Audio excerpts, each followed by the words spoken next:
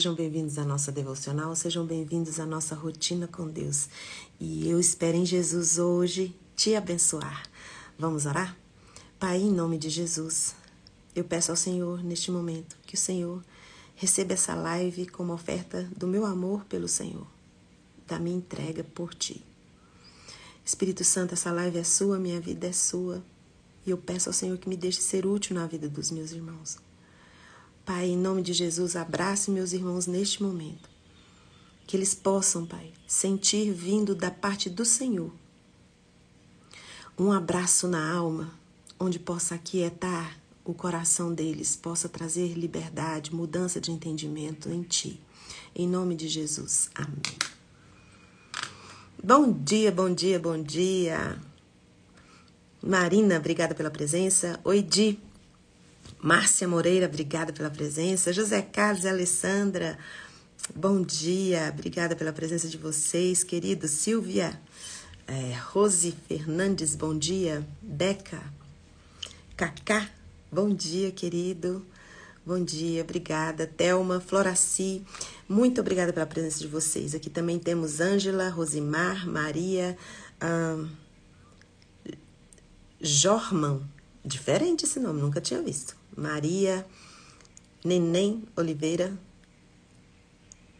Maria Lúcia, Márcia, Valdir. Obrigada, gente, pela presença de vocês. Espero em Jesus abençoar a vida de vocês hoje, de alguma maneira. João 9, de 1 a 3. João 9, de 1 a 3. Se você estiver com a Bíblia aí e quiser acompanhar. João 9, de 1 a 3. Ao caminhar, Jesus viu um cego de nascença. E seus discípulos lhe perguntaram: Mestre, quem pecou? Este homem ou seus pais? Para que ele nascesse cego? Aí Jesus respondeu: Nem ele pecou, nem seus pais. Mas foi para que as obras de Deus fossem reveladas na vida dele. Jesus corrigiu ali. Falou: vocês estão fazendo a pergunta errada. Os discípulos, Jesus estava andando, viu um cego de nascença e os discípulos fizeram uma pergunta errada. Uma pergunta equivocada. Da mesma forma que nós, obrigada Marina, da mesma forma que nós fazemos as perguntas erradas às vezes, por que a gente está passando por aquela situação? O que aconteceu? Naquela época, essa pergunta dos discípulos, ela não foi feita, não era uma pergunta simples. Tinha muita teologia por trás dessa pergunta, era uma cultura. Era uma cultura das igrejas naquela época e também nas nossas também. Se você for estudar bem, nós também fazemos esse tipo de pergunta. Mas naquela época, os deuses castigavam quem se comportava mal.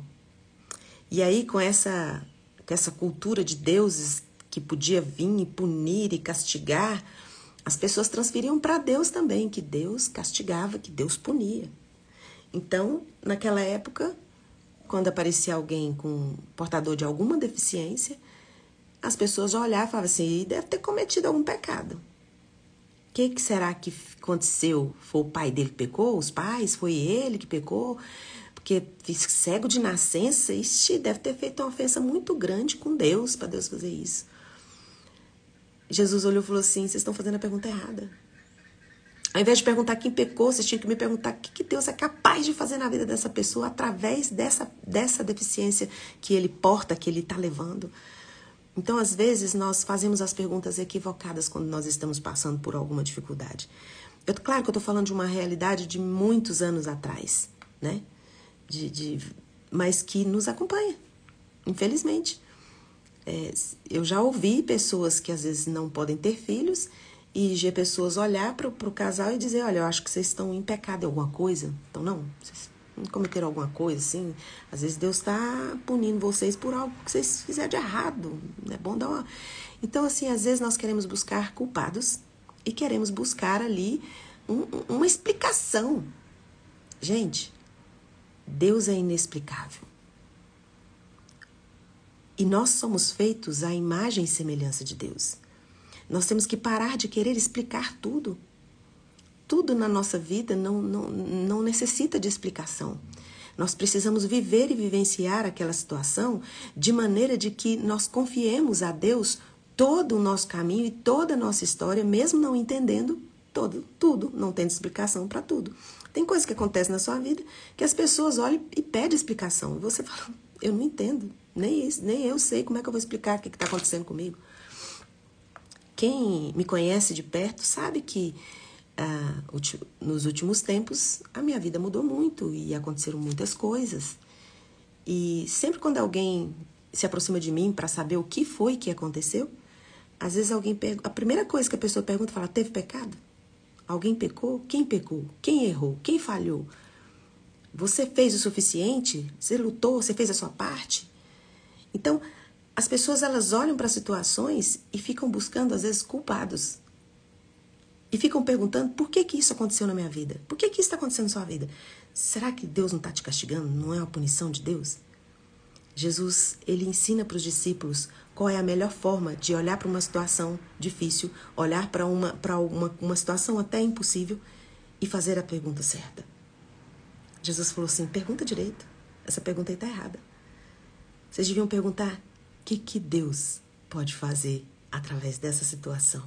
O que Deus vai fazer? As pessoas que conhecem a minha história sabem do meu passado e olham e falam assim, olha o que Deus fez na vida da Fernanda. Então agora aconteceu outra coisa muito difícil na minha vida. Então as pessoas ao invés de falar, quem pecou? Aconteceu alguma coisa de errado? O que fizeram? O que aconteceu para estar acontecendo isso? Devia perguntar se Deus, o mesmo Deus que estava lá atrás, a Fernanda passou por aquele vale e está agora aqui fazendo live, sorrindo e conversando, o que Deus vai fazer então a partir daqui, desse vale profundo que ela entrou? Então, às vezes, nós precisamos entender que Deus, ele não permite as coisas na nossa vida para nos punir. É para corrigir a nossa rota. É para nos dar direcionamento certo. Porque onde foi que as suas decisões e as suas escolhas levaram você? Todas as suas escolhas, todas as suas decisões foram corretas? Você fala, Fernanda, eu tenho um dedo podre. Eu faço, minhas escolhas não é boa, não. Deus sabe disso.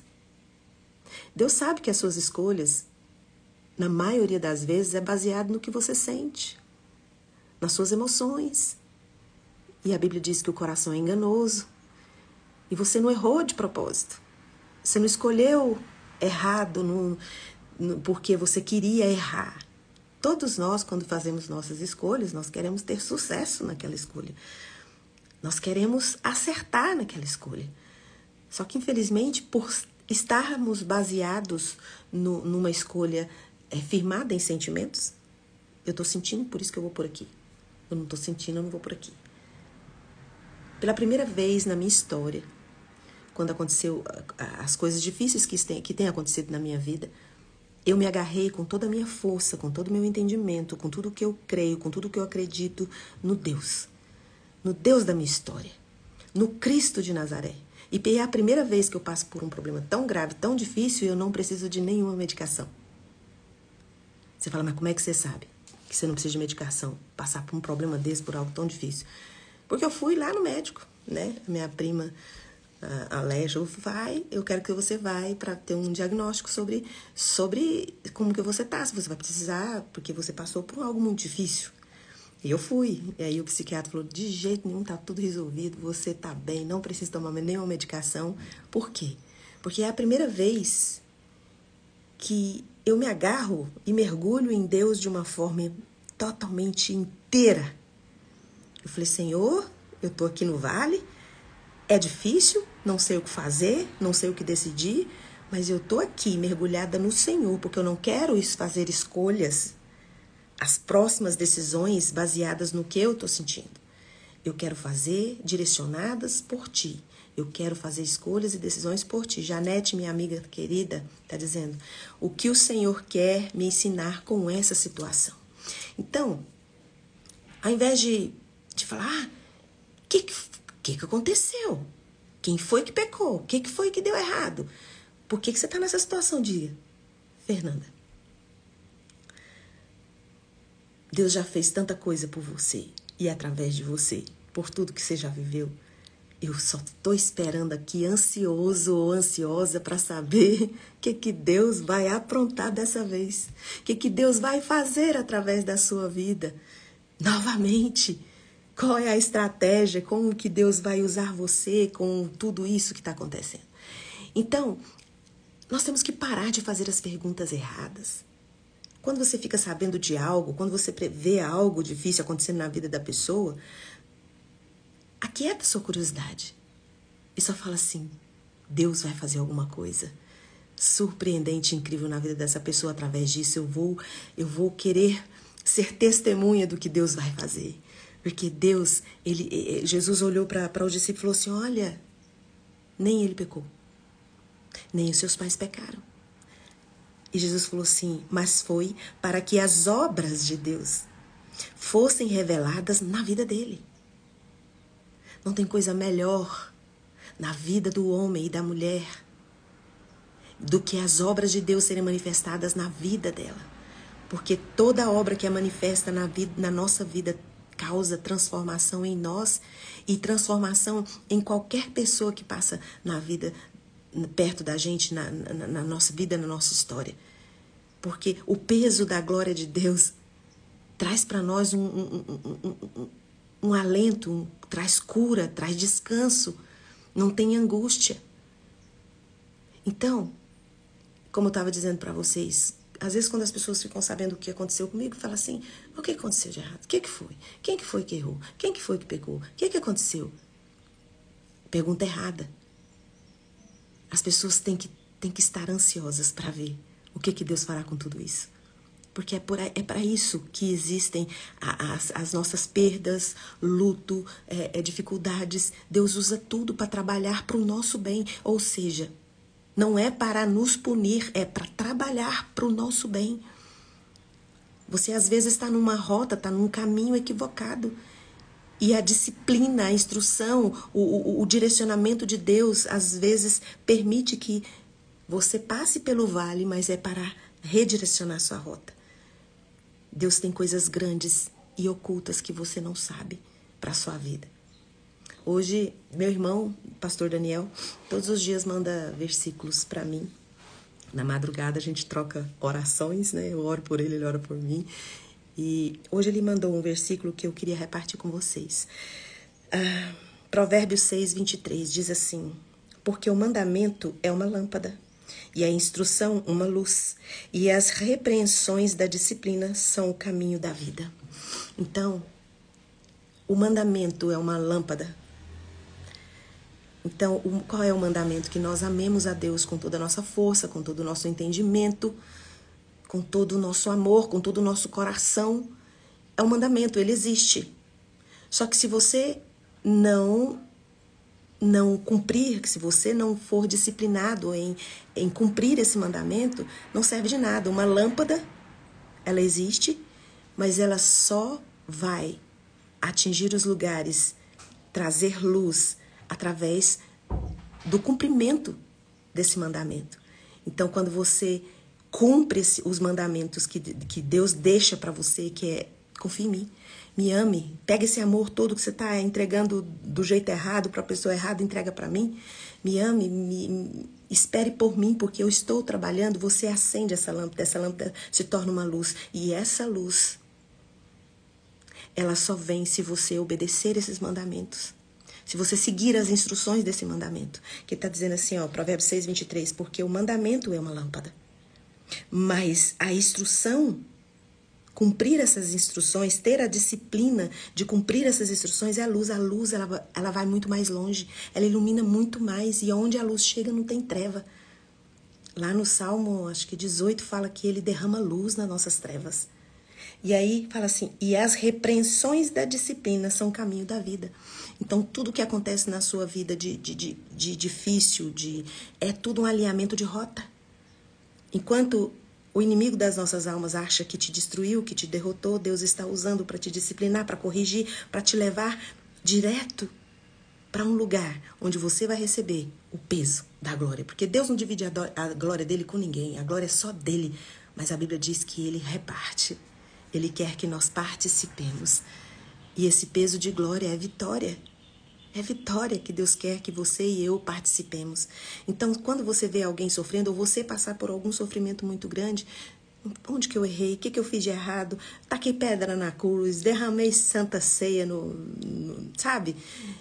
Preguei chiclete no pé de Moisés. Às vezes as pessoas brincam com isso, porque, de certa forma, o que está por trás desse tipo de brincadeira é dizendo que eu estou sendo punido porque fiz algo errado. E Deus está dizendo que Ele não pune ninguém, Ele trabalha nas punições que nós sofremos, no sofrimento, nas dificuldades que nós temos. Ele trabalha para corrigir os nossos pensamentos. Nós somos teimosos, gente. Eu sou muito teimosa, né? A gente é muito teimoso, a gente não gosta de que alguém aponte na nossa cara e diga que a gente está fazendo alguma coisa errada, que estamos fazendo coisa errada, que estamos agindo errado.